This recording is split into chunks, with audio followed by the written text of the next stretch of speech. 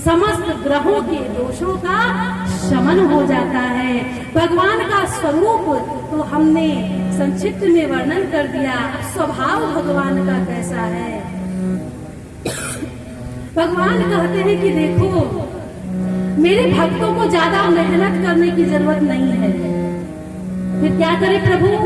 कहा महादेव महादेव महादेवेति यो स्मरेत् एकैशम्भो ददात् सर्वं द्वाभ्यां शिवो ऋणी भवेत्। जो भी भक्त सच्चे हृदय से, सच्चे मन से महादेव महादेव महादेव मात्र 3 बार ही मेरा नाम ले लेता है, तो पहले नाम के प्रभाव से मैं उसको सब कुछ दे देता हूँ, और बाकी जो मेरे 2 नाम हैं उन नामों को लेने के लिए मैं अपने भक्त का ऋणी हो जाता हूँ। ये मेरे प्रभु दीनानाथ विश्वनाथ ईश्वर भगवान शिव का स्वभाव है। और प्रभाव कैसा है? प्रभाव का वर्णन तो जाकर श्री शैल कुमारी से पूछो। सुंदर पर्वतराज हिमालय के यहाँ दिव्य कन्या का जन्म हुआ। अस्त्युत्तरस्याम विश्वदेवतात्मा हिमालयो नाम नगाधिराज पूर्वा परौ तोयमिदीं बगाय स्थितः पृथिव्या मानदंडः। ऐसे पृथ्वी के मानदंड स्वरूप स्थित पर्वतराज हिमांचल के घर सुंदर कन्या ने जन्म लिया। कन्या का जन्म होते ही माता पिता के हृदय में चिंता हो जाती है कि हमारी कन्या का विवाह कहाँ है। और कन्या के विवाह के चक्कर में माता पिता को दिन और रात में चैन नहीं आता। हमारे पर्वतराज हिमालय और माता नैना का भी यही हाल था। बड़ी ही सुंदर सुलक्षणी सुता ने जन्म लिया, जो चंद्रमा की कला के समान दिन प्रतिदिन बढ़ती रही। नारद ऋषि को जब पता चला कि मेरी मैया जगदम्बिका पराम्बा भगवती जगत जननी माता पार्वती त्रिपुर सुंदरी देवी का अवतार हिमांचल राज के घर में हुआ है, तो कौतुक ही कैलाश सिधाए। नारद समाचार जब पाए तो नारद जी को देखकर श्री शैलराज हिमांचल ने अपनी कन्या से प्रणाम करवाया और कहा कि हे देवर्षि, आप बड़े ज्ञानी हैं, त्रिकालज्ञ हैं, आपकी पहुंच तीनों लोग 14 भवनों में है। एक समस्त ऋषियों में एक नारद ऋषि ऐसे हैं जो राक्षसों के लोक में चले जाएं तो उनकी पूजा हो, दैत्यों के लोक में चले जाएं तो उनकी पूजा हो, देवताओं के यहाँ ब्रह्म लोक में हुआ स्व सब लोक में जहाँ जाएं वहाँ उनकी पूजा ही आराधना होती है। सब जगह सम्मानित होते हैं, इसलिए उन्हें देवर्षि कहा गया है।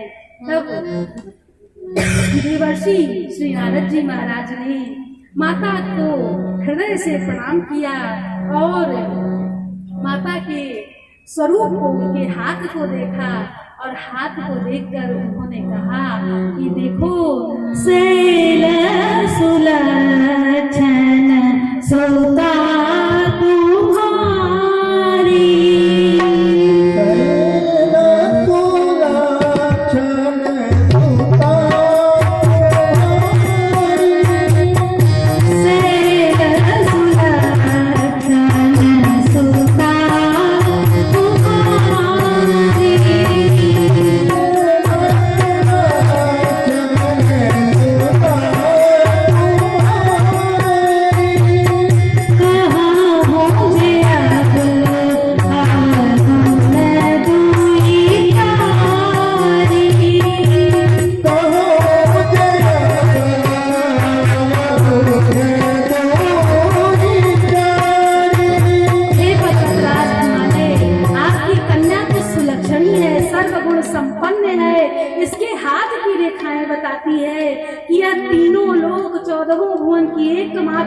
ऐसी देवी बनेगी जो सबको सौभाग्य का आशीष देगी। हिमालय महाराज ने कहा कि हे ऋषिवर, मुझे तो यह जानना है कि मेरी कन्या का विवाह कहाँ होगा। तब नारद जी ने कहा कि यही तो अवगुण है, जोगी जटिल अकाम तनु नगन अमंगल देश। ऐसा पति इसको मिलेगा जो योगी होगा, जटिल होगा, किसी भी प्रकार की कामना से हीन होगा, निर्वस्त्र फिरेगा, अमंगल वेशधारी होगा। ऐसा सुनकर शैलराज और शैलराज पट्ट महिषी माता मैना के हृदय में बड़ा क्षोभ हुआ, बड़ा दुख हुआ कि हमारी इतनी सुंदर गुणवती कन्या का वर ऐसा होगा जिसका कोई कुल नहीं होगा, जिसका कोई गोत्र ही नहीं होगा, जिसका स्वरूप ही सुंदर नहीं होगा, अमंगल वेश धारण करने वाला होगा। लेकिन हृदय में धैर्य धर के हिमांचल राज ने कहा कि हे ऋषिवर, जब कोई समस्या आती है तो उसका समाधान भी होता है। हमारे देखिए यहाँ कितने अच्छे अच्छे पंडित और विद्वान बैठे हैं, इनके शरण में आप जाइए, आपके जीवन में जो भी समस्या हो कहिए कि हे गुरुजी हमको ये समस्या है, हरि काम हमार बनत नहीं है गुरुजी, तो गुरुजी तत्काल उसका उपाय बता देंगे। पूजा करो, पाठ करो, आराधना करो, दान करो, धर्म करो, तेरा कार्य सफल होगा। करने वाला उस उपाय को करता है और उसका दुख दूर हो जाता है। इसी प्रकार से हे ऋषिवर, आप भी ब्रह्मा जी के पुत्र हैं, आप भी कोई उपाय बताइए ना जिससे हमारी कन्या के भाग्य का यह दोष मिट सके। श्री नारद जी ने कहा कि एक ही उपाय है। क्या? जो तप करे कुमारी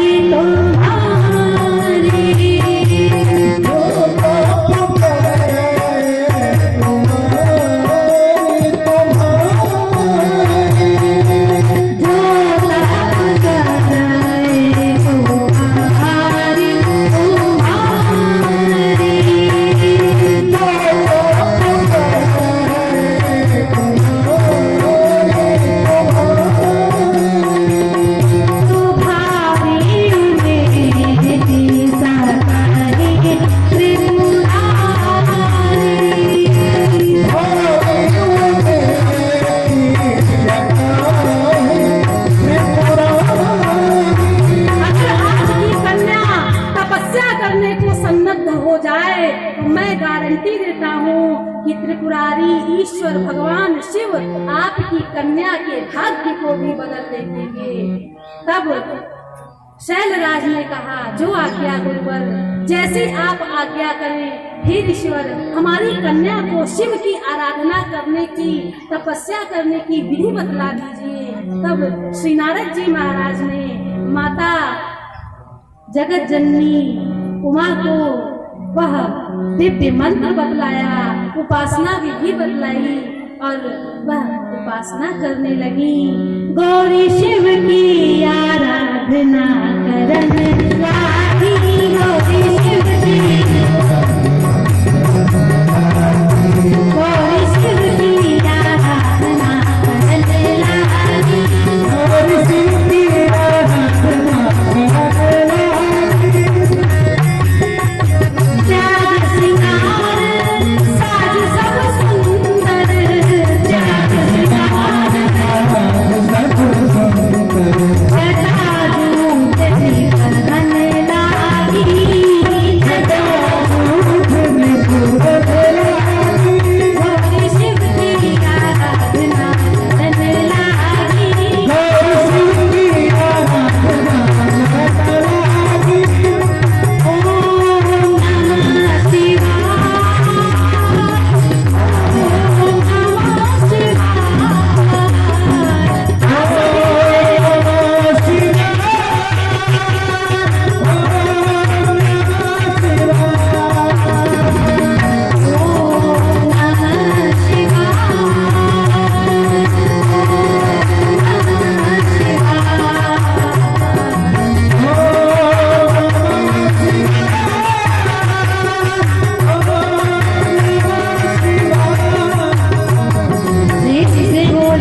गौरी शंकर भगवान की। इस प्रकार से माता कठिन दुर्धर्ष तपस्या करने लगी, जिस तपस्या को करने के लिए उन्होंने अपने समस्त सुंदर साज श्रृंगार को उतार कर रख दिया, जटाजूट धारण करके और मृगचर्म धारण करके कठोर तप करने लगा। और इस प्रकार से तपस्या करते करते बहुत समय बीत गया।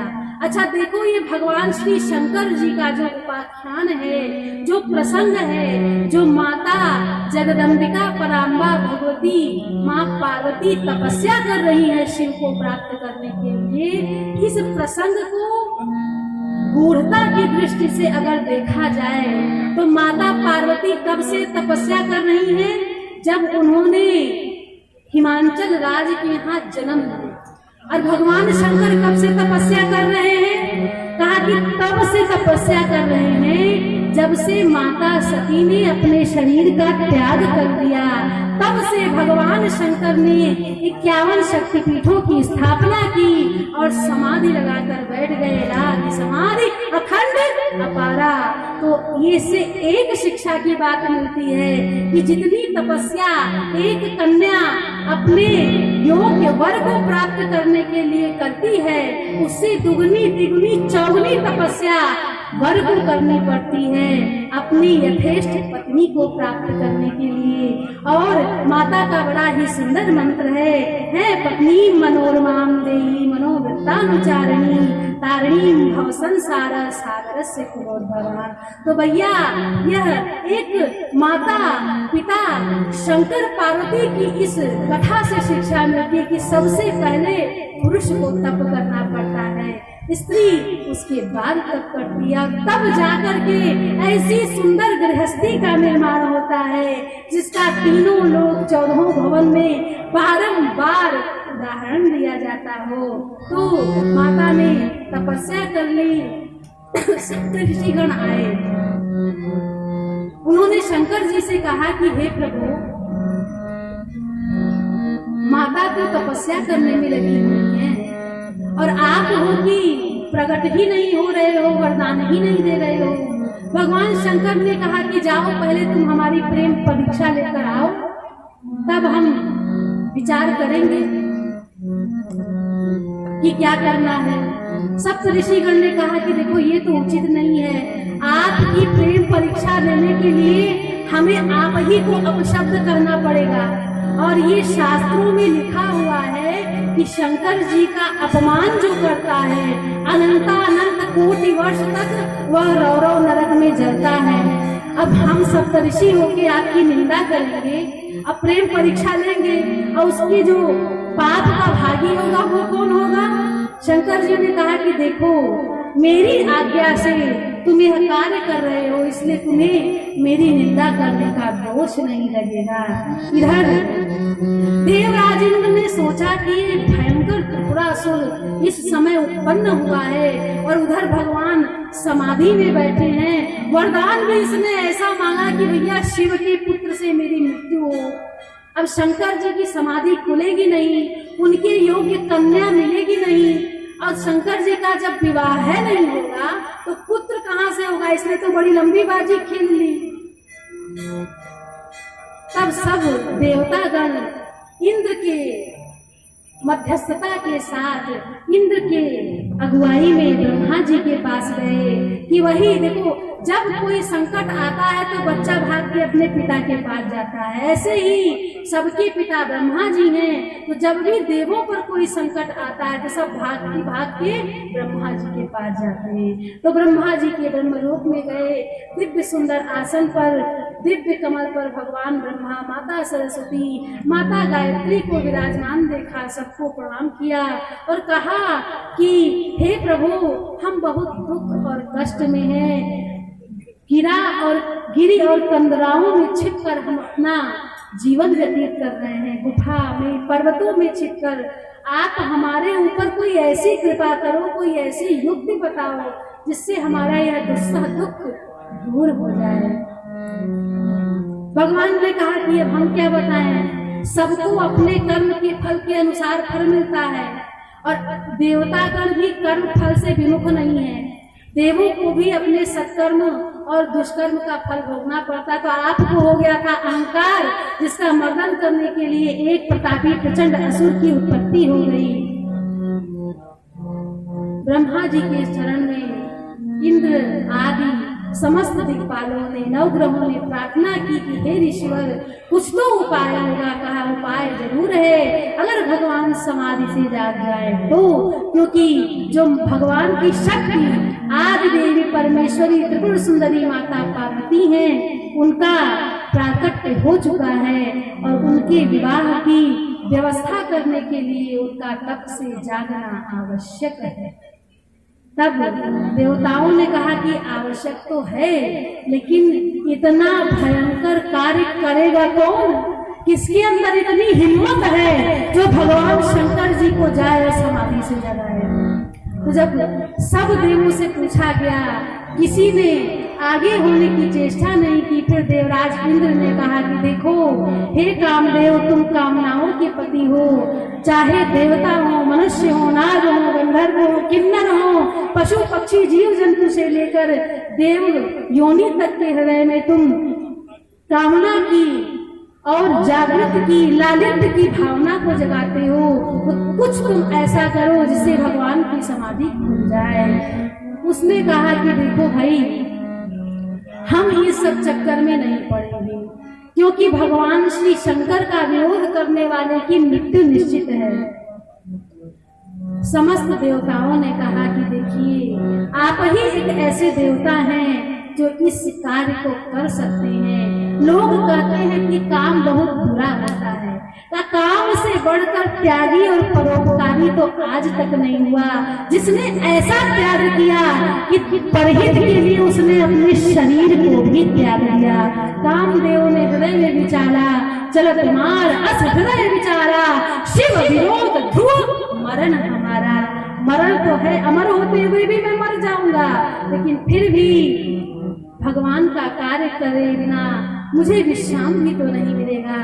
तब कामदेव अपना अस्त्र शस्त्र जुटाया और भगवान का ध्यान करके गणेश जी को याद करके गया और उसने शर संधान किया। ऐसा दिव्य माया रचा कि क्षण के भर के लिए बड़े बड़े जोगी, ऋषि, मुनि, पशु पक्षी, पेड़ पौधों के हृदय में भी परस्पर समागम का भाव उत्पन्न हो गया। लेकिन ऐसे कठिन क्षण में भी वही लोग बचे रहे जिनके ऊपर भगवान की कृपा रही। और इसके पश्चात जब समस्त तीरों का संधान करके थक गया, शिव जी की समाधि खुली नहीं, तो कामदेव ने अपना सबसे सशक्त बाण चलाया और संधान कर दिया। संधान करते ही भगवान श्री शंकर का तीसरा नेत्र खुल गया और तीसरा नेत्र खुलते ही सौरभ पल्लव मदन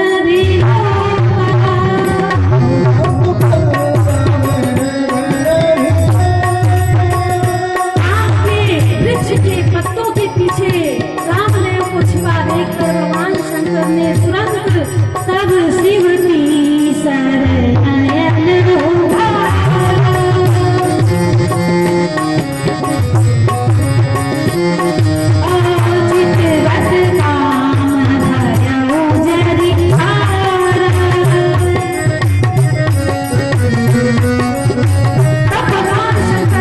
तीसरा नेत्र को खोला और तीसरे नेत्र की दृष्टिपात मात्र से ही वह कामदेव जलकर भस्म में परिवर्तित हो गया। प्रेम से बोले श्री गौरी शंकर भगवान की। इधर भगवान की समाधि को लिए समस्त देवता स्तुति करने लगे, प्रार्थना करने लगे भगवान नारायण को आगे करके, हैं हे प्रभु कृपा करो, करुणा करो, महादेव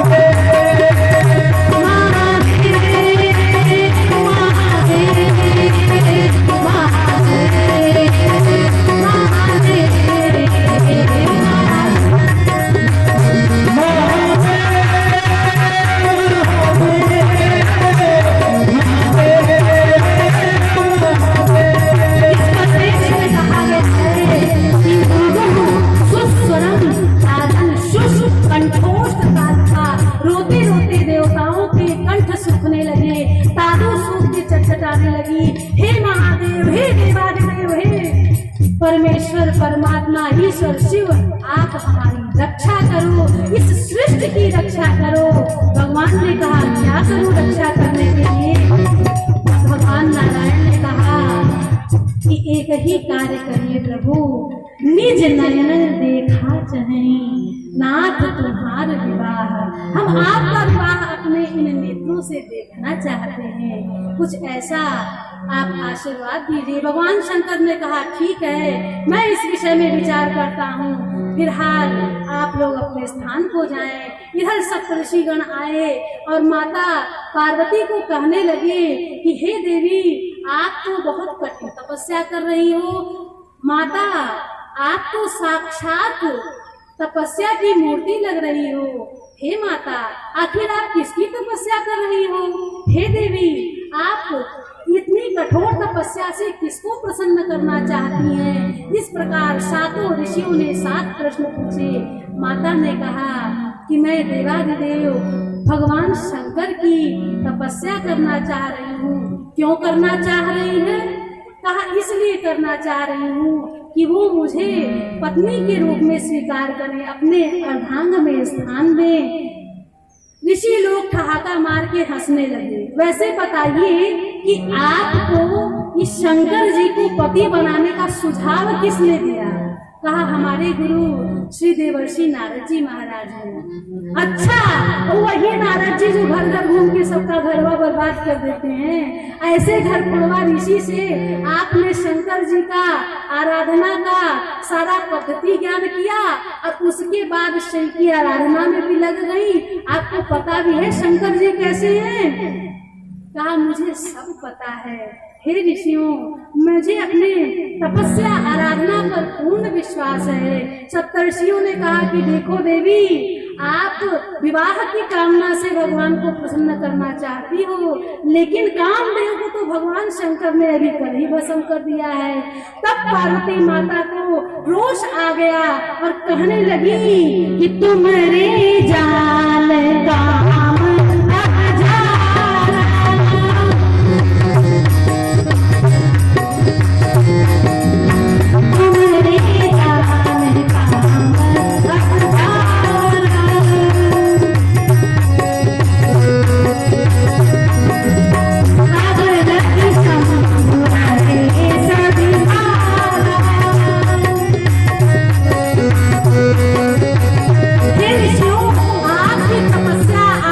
पदवी को तो मैं क्या ही कहूँ, आप ब्राह्मण हैं, ऋषि हैं, आपके मुख से ऐसी बात शोभा नहीं देती। आपकी जान में भगवान शंकर ने अब कामदेव को भस्म किया।